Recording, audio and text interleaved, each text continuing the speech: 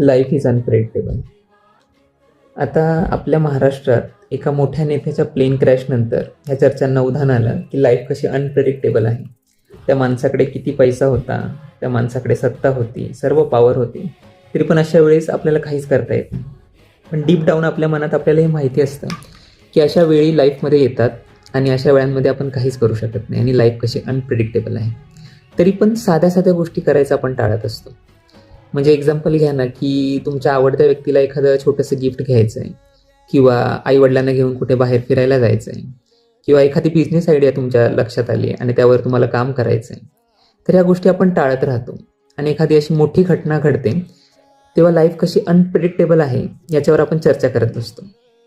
वेळ असून पण आपण त्या गोष्टींवरती काम करत नाही. आपल्याला मनासारखं जगता यावं असं आपल्याला वाटत तर असतं आणि आपल्याकडे तसं करण्याची ताकदही असते, पण आपण ते करणं चॉईस करत नाही.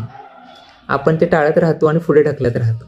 मला असं वाटतं सर्व गोष्टींचं खापर हे फक्त नशिबावर न फोडता किंवा अशा काही गोष्टींवरती न फोडता ज्या आपल्या हातात नाही आहेत, आपण आपली जबाबदारी स्वतःच उचलली पाहिजे. थोडं मोकळं राहिलं पाहिजे आणि आपल्याला ज्या गोष्टी टाईम असतो तेव्हा करून घ्यायच्या असतात त्या करून घेतल्या पाहिजे.